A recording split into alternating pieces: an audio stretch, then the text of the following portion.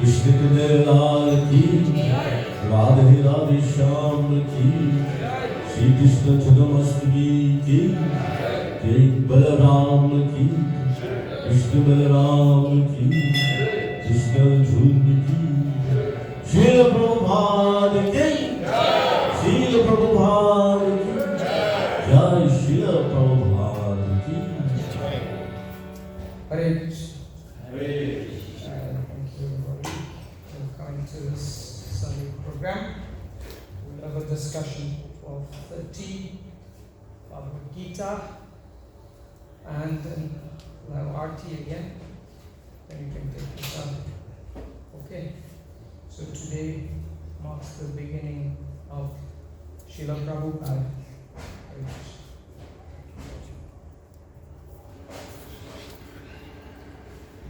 You see the calendar. Today's date.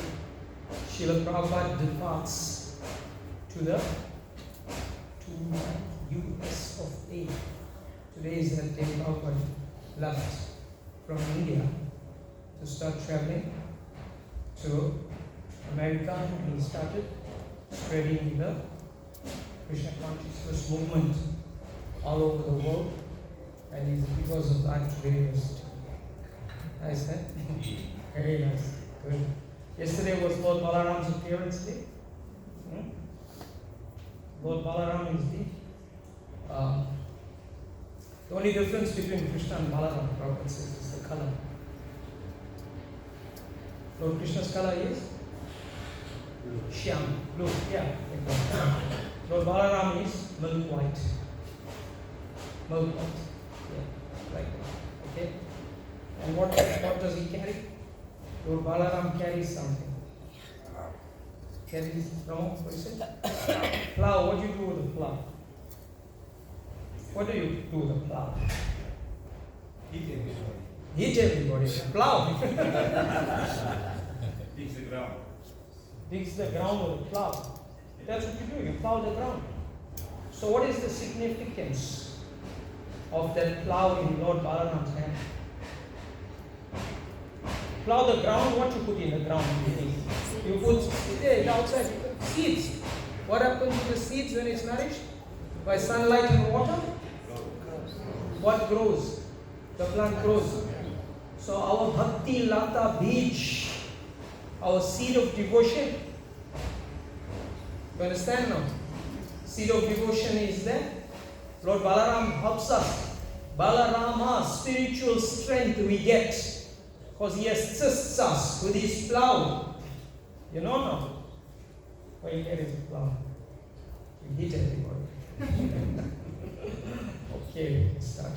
Om Jnana Tirantasya Jnananjana Salakaya Chakshurmiletam Yena Tasmai Sri Guruve Namaha Sri Chaitanya Manovistam Stapitam Yena Bhutale Swayam Rupakaram Mayam Dadati Svarantikam Vandeham Shri Guru Shri Yuta Parakamalam Shri Gurun Vaishnavam Sri Rupam Sagradatam Sagana Raghunathan Vitam Tam Sajivam Sadvaitam Savarutam Parijana Saitam Krishna Chaitanya Devam Shri Radha Krishna Pradhan Sakana Lalita Shri Vishakhan Vitam Scha He Krishna Karuna Sindhu Dinabandhu Jagatpate Gopesha Gopika Kanta Radha Kanta Namaste Tapta Kanchana Gaurangi Radhe Vrindavaneshwari Vishvanuste Devi Pranamami Haripriye Vanchakalpatarubhischa Vipasindu Bhyevacha Patitanam Pavanibhyo Vaishnavabhyo Namo Namaha Jaya Sri Krishna Chaitanya Prabhu Nityananda Shri Advaita Gadadhar Shri Vasari Gaura Bhaktivinoda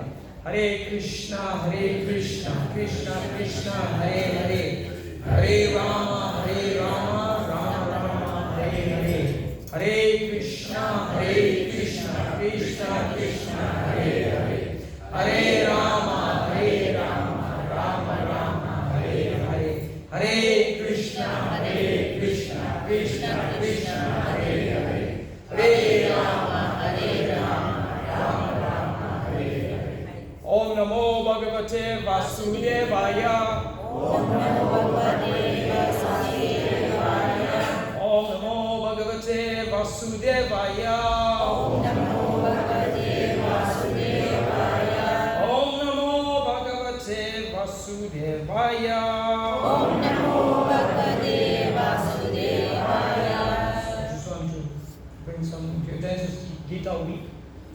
they asked me to come tomorrow, and whoever's available who will come. It's during the week, 11:30 to 12:30. They asked me to finish whole Bhagavad Gita overview. I know it's during the week, working and whatever, but I was asked to come. So they asked me to just introduce Bhagavad Gita today, and then we'll see if we can overview it in Monday, Tuesday, Wednesday, Thursday. We'll see how it goes. Just to make a point, this Bhagavad Gita commentary Srila Prabhupada uses is by the personality of Srila Baladev Bhushan, who presented so nicely Govinda Bhasya commentary on Vedanta philosophy. That means, I spoke on this previously, the Govinda Bhasya or the commentary is by Lord Govinda, the deity himself, is Govinda deity, that gave the commentary on this Bhagavad Gita a few hundred years ago. So it's written here, you will see here. See, it says Govinda Bhasya. I don't know if you open the Bhagavad Gita and look at this page. People don't. Right? See, it says Govinda Bhasya. See, Prabhupada says, to Srila Baladev Vidya Bhusha. Yeah. Bala is the strength. Srila, who's penetrated the Leela. Vidya is knowledge. Bhushanam means the ornament, the topmost of Sri Baladev Vidya Bhushan. That's the name of the person's name, right? Govinda Bhasya, the deity himself, has given Baladev the commentary to present on Bhagavad Gita. Okay, on Vedanta philosophy, that's one. So we're going to go to the, let's see how far we go, setting the scene like that. Okay, so Bhagavad Gita, Prabhupada says, is a widely published, it's read. It appears in the middle of the Mahabharata. You know Mahabharata? So, generally Mahabharata, you'll find a lot of pastimes with the Pandavas, Kauravas, so many things. So in the middle, Veda Vyasa, he put this Bhagavad Gita. The philosophy of Bhagavad Gita is right in the middle. Because generally people won't read a Bhagavad Gita on their own. So I have to put it in the Mahabharata so they read it. Otherwise, it may be too philosophical for some people like that. Although it's full of bhakti, we may not be able to capture it. So you put it in the middle, right? Okay, so the Mahabharata tells us the events leading up to the age of Kali. So, Bhagavad Gita, you know, is a philosophical discussion between Krishna and Arjuna. Yeah. So, there's two parties here on that field. The sons of Dhritarashtra and the sons of Pandu. They come from the Kuru dynasty, okay? Like that. So, when Pandava passed away, Pandu, he had 5 children. Yudhishthir, Bhim, Arjuna, Nakula, Sahadev. They were meant to inherit the kingdom. But they were under the care of Dhritarashtra. Dhritarashtra couldn't rule because he was blind. Yeah. Okay, so you know all that. Huh? Okay. So, by some trick of a gambling match, the Pandavas lost their property, right? They were put into exile for how many years? 13 years. 13 years. Huh?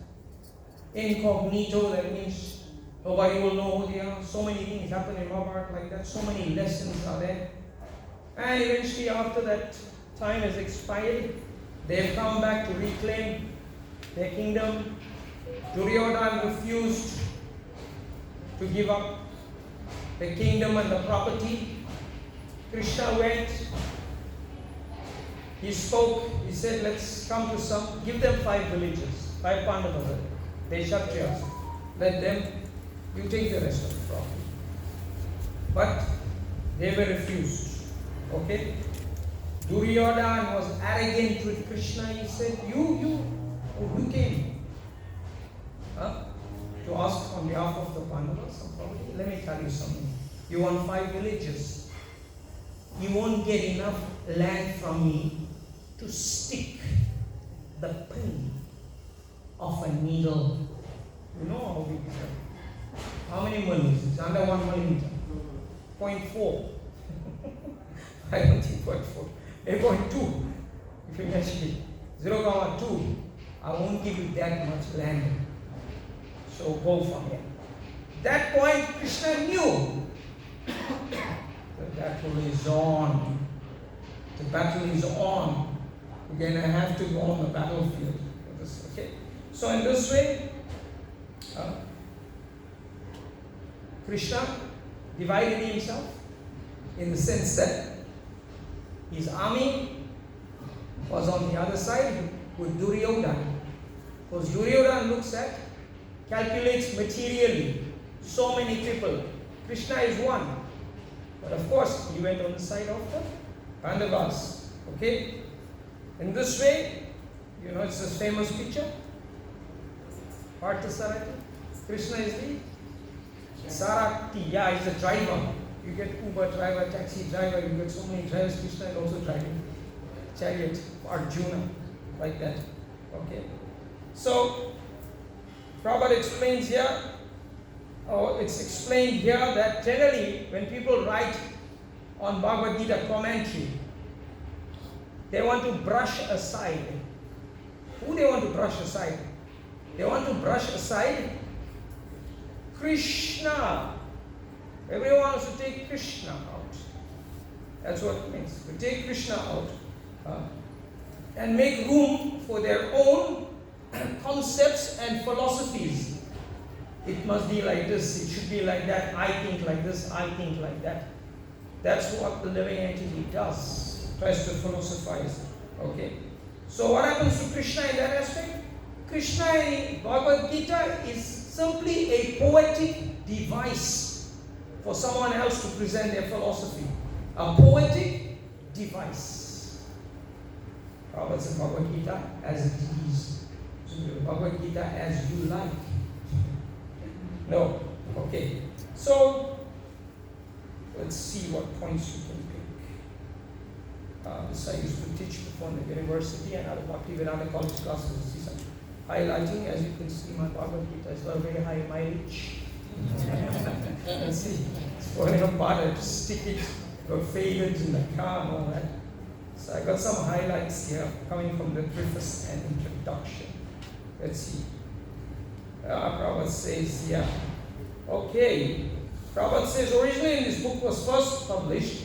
The manuscript was unfortunately cut to less than 400 pages without illustrations. And then Prabhupada, of course, they expanded on that.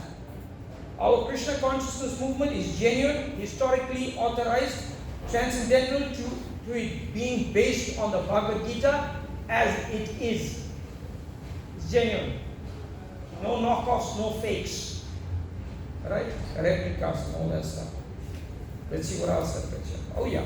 Prabhupada says here, if I personally any credit in this matter, it's only that I have tried to present the Bhagavad Gita as it is. Okay? Our business is to present the will of Krishna, not of the mundane speculator, politician, philosopher, or scientist. Prabhupada says here they tried to banish or kill Krishna when writing commentary on the Bhagavad Gita. Before Prabhupada went, there were 600 translations of Bhagavad Gita. No one was a devotee, but no devotee, but 600 translations. What was the purpose of all that? If no one was becoming a bhakta? Just making philosophical circus running around. Okay. Okay, Prabhupada speaks here about what Chaitanya says that anyone that tries to understand Bhagavad Gita from a Mayavad, a materialistic point of view, will commit and use the word a great blunder. It's a great blunder. Okay? Let's see what else. Unless one serves Krishna, one has to serve Maya. In different varieties, illusion. That's it.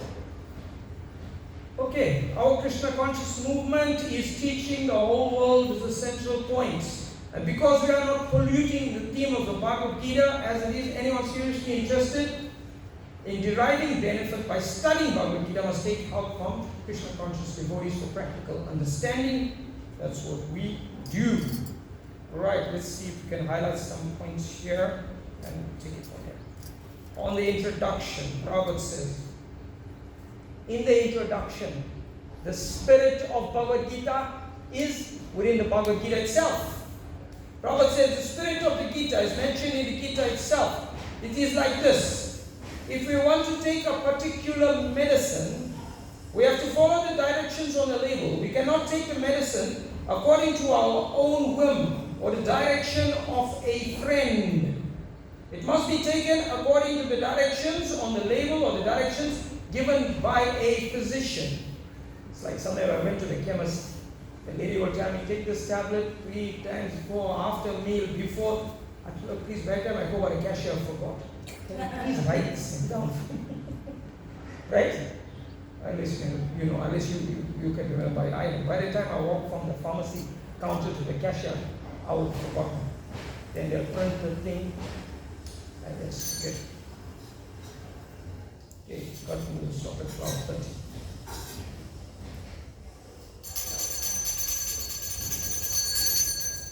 Srila Krishna Bhagavan ki jai, Srila Prabhupada ki jai. Right. Let's continue. So that is the spirit of the Bhagavad Gita has to be taken according to the Bhagavad Gita itself. Right? That's one point. Let's see. Prabhupada also introduces the history of the Bhagavad Gita in the introduction. Okay? How it was first spoken to the sun god, and then it came down. A few weeks ago, we did a whole talk on that. Okay? The Lord informs Arjuna that the system of yoga, the Bhagavad Gita, is spoken to the sun god. Sun god explained it to Manu. Manu explained it to Ishvaku. That way, by disciplic succession, one speak after another, the system has been coming down. Okay? That's the history. Prabhupada also explains 5 types of relationships that we may have with Krishna. One may be a devotee in a passive state. Neutrality, it is called Shanta Ras in Sanskrit. One may have a relationship as a flower. Okay, like that. So many, as a sofa, couch, different expansions of the devotees in the spiritual world. Like that. So many things like that. Or one may be a devotee in the active state, which we actually now call Dasya Das, Krishna Das, Madhava Das, you hear Prabhupada Das, you hear this Das, like that. Okay? Active state. Okay? Then one may be a devotee in a friendly, that's Arjuna, the coward voice. One may be devotee as a parent, Mara Yashoda, Vasudev, Nanda Maharaj, Rahini Devi. These are all rasas or relationships that one can have with the Lord. Okay? Or one might be a devotee as a conjugal lover. Gopis, conjugal lover. Okay? So these are the 5 types of relationships. Prabhupada goes on to explain, so we want to know just what the Bhagavad Gita is all about. Prabhupada says, just what is the Bhagavad Gita?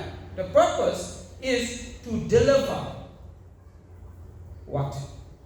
Generally you get your checkers 60 delivering all over the show. I see a lot of these checkers 60s, they're doing deliveries. What do they deliver? Groceries. They deliver to people. So Prabhupada says, just what is the Bhagavad Gita? The purpose of Bhagavad Gita is to deliver. Deliver what? Deliver mankind. So you want to check this happen and ask them, I want a delivery of mankind. Sorry, not listening to talk. Right? Deliver mankind from the nescience of material existence. That is the purpose. Every man is in difficulty in so many ways. Different types of people approach Krishna. Artha, Tati, Gyani, Jigyasu. They are all different types of personalities in distress. Like that. Okay? Every man is in difficulty in so many ways, as Arjuna is also difficult to fight in the battle of Kurukshetra. Why do people fight? What people fight? For nothing. For nothing. People fight.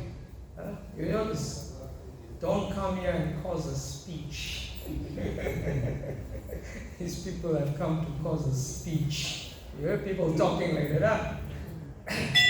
Duryodhan to cause a speech with Arjuna and Krishna. Huh?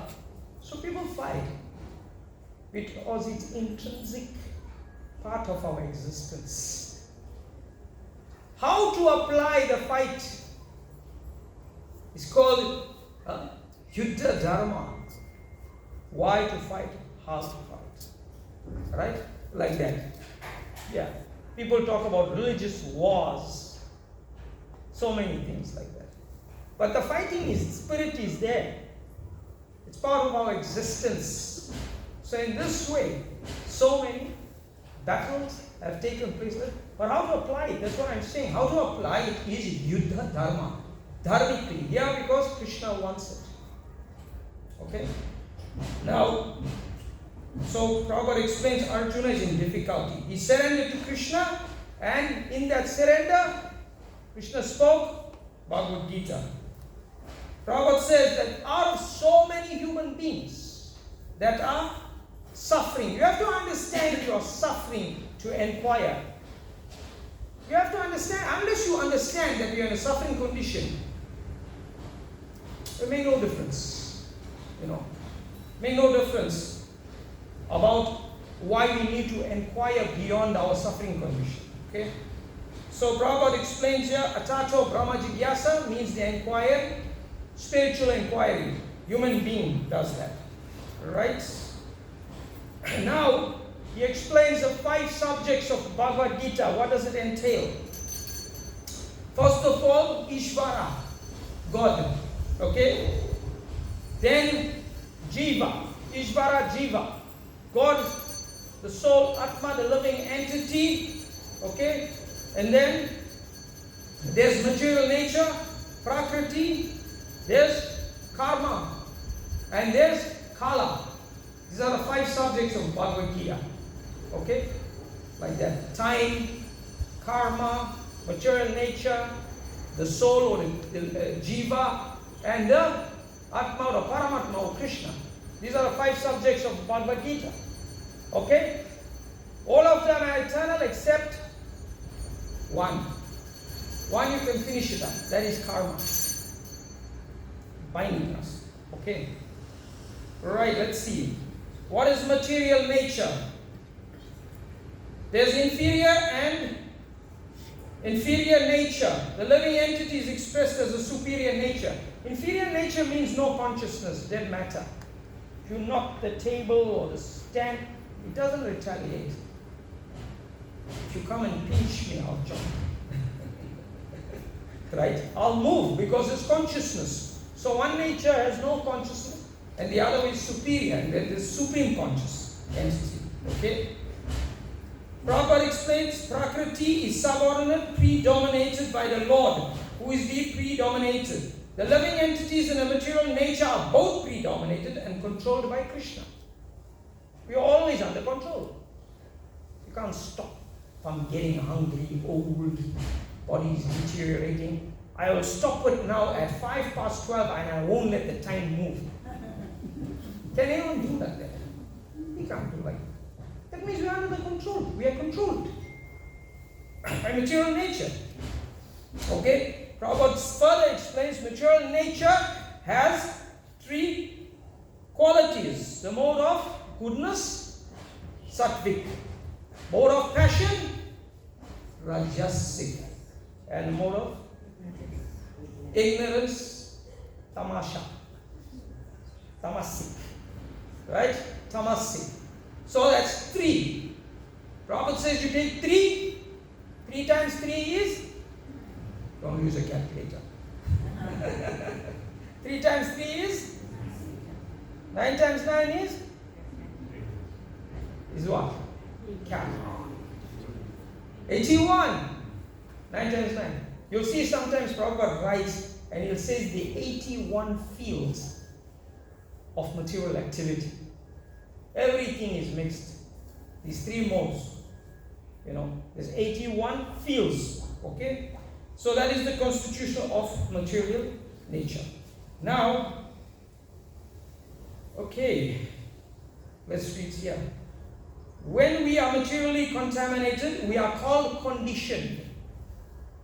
That means false consciousness is exhibited under the impression that I am a product of material nature. And Prabhupada will say something. This is called false ego. What ego? False ego, not real ego. Real ego is Jiveswarupai Krishnera Nityadas. I am eternally the loving servant in loving relationship to Krishna. False ego means I am Indian, I am black, I am white, I am American, sorry, whatever. I am all these things. And the basis of all that is conflict. There's conflict all over. This one fights with that country on the basis of false ego. Yeah. Okay? Right, so that's there. Let's go further. He gives the example of a tree. How do you water a tree? How do you water the tree? Huh? Where you pour the water? On each leaf and branch? On the root.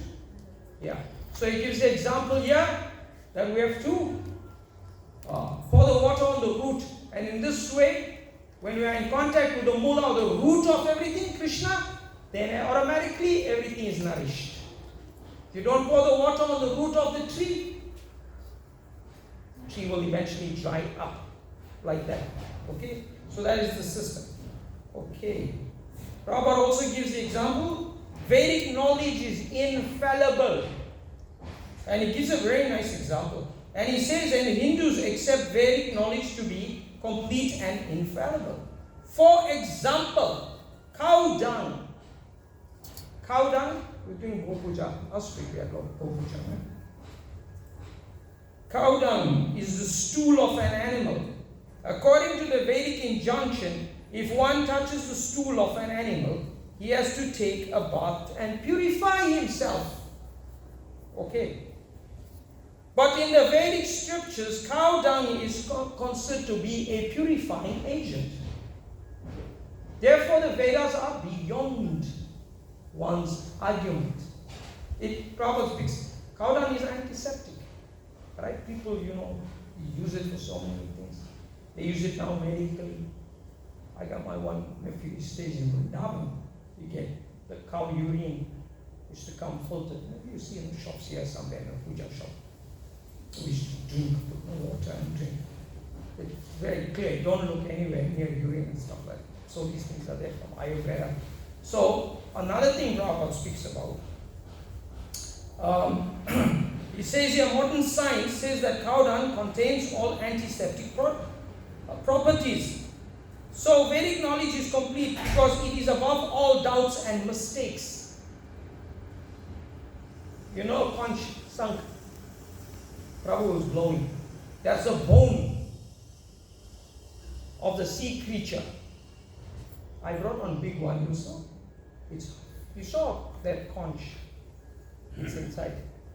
Ramachandra, half a meter long. From here to Abhishek. You saw? From here to here, you saw the conch. Not for blowing now. For doing Abhishek.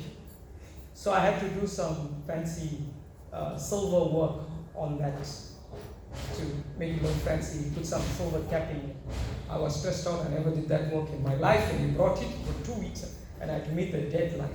But that conch shell is in the ocean. The sea creature lives in that bone. You can't take, people, you can't take bone and go and put by the altar, prayer place, stuff like that. At least someone's cultured people. Nobody will do that. But that being a bone of an animal is allowed in the altar. That being a bone of an animal is allowed in the altar. Because the Veda says it is pure. That generally you don't touch like that. So you understand how the Vedas are beyond argument and it's infallible. Prabhupada gives these two things. Generally, if you go to the toilet, you have to take a bath, become contaminated. But if you touch the cow dung, it's purified. Sounds contradictory, but it's transcendentally correct. One arguing from his logical point of view may never catch it. They won't understand all these things. Okay? So you have to understand like that. Prabhupada says Vedic knowledge is not of a research work. Our research is imperfect because we are researching things with imperfect senses. We have to accept perfect knowledge which comes down as it is in the Bhagavad Gita by the Parampara system. We have to receive knowledge from the proper source in the disciplic succession, beginning with the Supreme Spiritual Master, Lord Krishna himself. Okay? You've got that point. Okay. Then we touch the point of destination. Destination, people say, that was his karma. That was his destiny. What destination? Destination. Let's see. Destination means to go somewhere. Something's happening. The destination is called the Sanatan sky. The destination is called the Sanatan sky. So we are moving through so many lifetimes, so many species of life we've gone through. We are traveling. So what's the destination? The destination is the Sanatan sky, the eternal spiritual sky. In the material world, we find everything is temporary. It comes into being, stays for some time, produces some byproducts, dwindles, and then vanishes. That is the law of the material world. Whether we use the example of this body, a piece of fruit, or anything. But beyond this temporary world, there is another world of which we have information. That world consists of another nature which is called Sanatan. Okay? So Prabhupada speaks here. The world consists of another nature which is Sanatan, that means eternal. Jiva is also described as Sanatan or eternal. The Lord is also described as Sanatan in the 11th chapter. We have an intimate relationship with the Lord. Okay? And because we are qualitatively one, the Sanatan Dharma or sky, the Sanatan Supreme Personality and the Sanatan living entities, the whole purpose of the Bhagavad Gita is to revive our Sanatan occupation. The whole purpose is to revive our Sanatan occupation or our Sanatan Dharma, which is the eternal occupation of the living entity. Sometimes we may be engaged in one occupation, this occupation, that occupation. How many lifetimes? Maybe you was a president of the United States before. Maybe you were Lord Brahma at one point in time. So many occupations, so many situations. But we have to come to the Sanatan point. Otherwise you keep rotating around like that. Let's get another point. The English word religion is a little different from Sanatan Dharma. Religion conveys the idea of faith, and faith may change. One may have faith in a particular process and he may change this faith and adopt another. But Sanatan Dharma refers to that activity which cannot be changed. I may be a Hindu, I may become a Christian. Christian may change, he may become a Hindu or Muslim or Buddhist or whatever it may be. You can go from this to that to that. But your Sanatan nature cannot change. Your Sanatan nature is to always render service. And Prabhupada said, if we are not rendering service to Krishna, it will be in the varieties of illusion. Okay, you can't stop, artificially, stop activity. You have to render service. By nature, we are meant to do something. Loving service. Krishna consciousness means now that love. That Sanatan means that love. We have Krishna Prema. Even an atheist may say, I do not believe in God. Do you believe in love? Atheists can't say, I don't believe in loving. So many atheists, I know, a fellow is married to his wife. They tell your wife, you don't believe in loving you. That will be another story. You may not believe in God. You can't not believe in loving me. You have to buy me all these things and we have a relationship. Love is an eternal fact. It is an eternal fact. Right? I told the story before when we read Bhagavad Swami told me he went to America one time. So, one devotee there, his father worked for NASA, space agency. So, generally the scientists, they work on direct perception. If they can't see something, it's very hard for them to accept it, right? Anyway, this devotee's father, scientific fellow, he was like on the atheistic side of life. So this devotee, when his mother passed away, the father was crying that, I miss you, and we had so many good times together, and this, that, and that. So the father said, but you don't believe, in God, you don't believe in so many things. And that we are a combination of chemicals. This is in the 2nd chapter of Bhagavad Gita. Arjuna gives so many reasons why not to fight. Krishna explains the difference between the body and the soul. And then he says, even if you don't believe that there's soul beyond the body, consciousness, and that this body is a combination of chemicals, who cries for chemicals if it's poured down the drain? You go to the funeral, people are crying. I'm giving you this example. This man that worked for NASA, he was crying for his wife. We are a combination chemical. Take the chemical and throw it away. Why are you missing the chemicals? Why are you crying? Why are you emotional? You go to the crematorium, burn the body, come out ashes. Who cries for ashes? You burn loban, that thing come, even agabati, you burn all the ashes. Who's crying? Anybody crying there? For ashes. The body come out ashes after cremation and furnace. Why the people are crying? Why? Which part of your body you cry with? You're laughing. Which part of your body do you laugh with? Take all the parts in this body. Which part? Any point? Can you say? How? What? When? So when you read Bhagavad Gita, I read Srimad Bhagavatam, all these things are there. Right? So Prabhupada speaking here about religion. We change our religion, we change this, that, so many things. We cannot change loving service. We cannot change. You become an atheist too, you can't come out of it. Love. In Nectar of Devotion, there's one book, Prabhupada, Bhakti Rasamrita Sindhu. Therefore, Krishna consciousness is a fact. Therefore, Krishna consciousness is a fact. I believe, you believe, this, that. On the Facebook, they have so many arguments.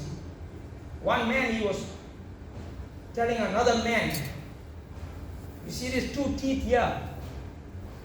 See these 2 teeth here? They are meant for eating flesh. You're telling the vegan man. Right? He's telling the vegan, these 2 teeth are for eating flesh. That's why God gave you those teeth to tear meat. Then I told him, but why you? Then I replied. So I was telling him. I said, but do you have a knife in your house? Do you pounce on the animal with your claws? Of course, Prabhupada gave this. That's how I know about it. He's so dependent on Prabhupada for everything. What about your claws? I mean, you've got sharp teeth to tear flesh. What about the acid in your stomach to digest it? Then you want to go and cook and put garam masala and this, that thing, that animal, lion is biting with the teeth and a big claws, cooking and making masala, putting potatoes and all, and cooking. Can you eat like the lion? You can't eat like the lion. So how is it these 2 teeth are for tearing flesh? They get very upset.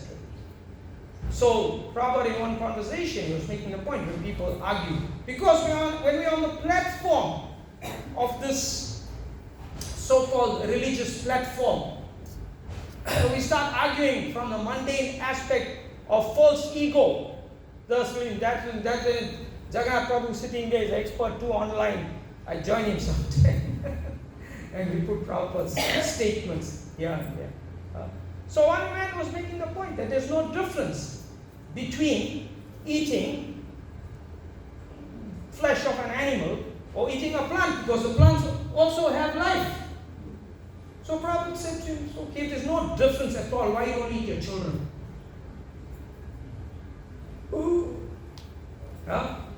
Why don't you eat your children? Why are you discriminating there? Answer. There is a difference. There is a difference. But people can go on and on and on with all these arguments. Okay. Prabhupada says non-Sanatan. Non-Sanatan. See how he puts a word? Non-Sanatan religious faiths may have some beginning in the human history, but there is no beginning to the history of the Sanatan Dharma. You can't trace it out. When the soul left the spiritual world and came to the material world, do you have a document for that? Do you have a document? When you left, you go by Lord Shiva when you pass the border. Go to the archives and check. You know, like sometimes our Indian people, we go to the archives here in Greville. They go for what is called OCI card, persons of Indian origin.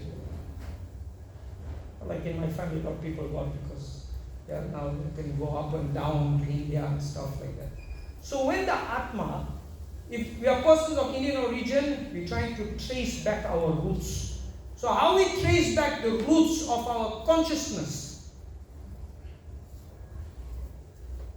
Because that's originally who we are.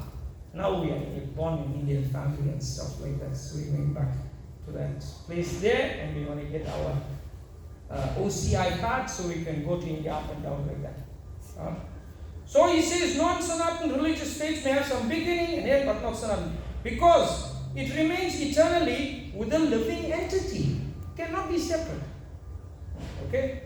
Insofar as the living entities are concerned, the authoritative Shastras state that the living entity has neither birth nor death. Death and birth are foreign to us. It's foreign to us. It's foreign to the soul, to our pure consciousness. Okay? All those will come up. I'm just doing this introduction part. Get a chance to we can go. Alright? Man proposes to belong to a particular faith with reference to time and circumstances and claims to be a Hindu, Muslim, Christian, Buddhist, and any other sect. Such designations are non-Sanatan. They are not Sanatan. They can be changed. And you see it, right? People, for certain reasons, they may leave one religious, like I know what, they call it, what do you call it? Grocery religion. You heard of grocery religion. You know what it is, but this is another term. So if I buy some groceries, then you come to my religion. To convert people, right? Like that. People are going on and doing all these things, right? So many people, then when the groceries finish, you can't buy groceries, they will go back to the other religion. So it's called grocery religion. Rice bag religion, yeah. You see? Okay, rice bag religion. Okay, so these are the different aspects. Such designations are non-Sanatan. A Hindu may change his faith to become a Muslim. A Muslim may change his faith to become a Hindu. A Christian may change his faith and so on. But in all circumstances, the change of religious faith does not affect the eternal occupation of rendering service to others. We're talking about Ramal charges now. Right? All of us, we have some sort of way where we maintain ourselves. From financially, we work and stuff like that to maintain ourselves. Sometimes people will say, and this part comes up in Bhagavad Gita, Arjuna doesn't want to perform his prescribed duty. He wants to become like a sannyasi. He wants to go and stay in the forest. And we stopped last week at the point of begging. I was speaking about beggars. And I gave a few examples of begging. Now, if you say, I want to have nothing to do with this material world, you can't maintain this body. Third chapter of Bhagavad Gita, Krishna explains to Arjuna that one has to work to maintain the body. You can't even maintain this body. You'll have to beg. So one might become a renunciate, a sannyasi. It's just another form of going and begging and taking money another way. And people may think, wow, this guy is detached. That's like Ravan took sannyas. Ravan was in the forest. He put his sannyas outfit. But his plan is to capture Sita. So, we have to see beyond. All these things. To be very smart, sometimes it's street smart. Like that. Okay?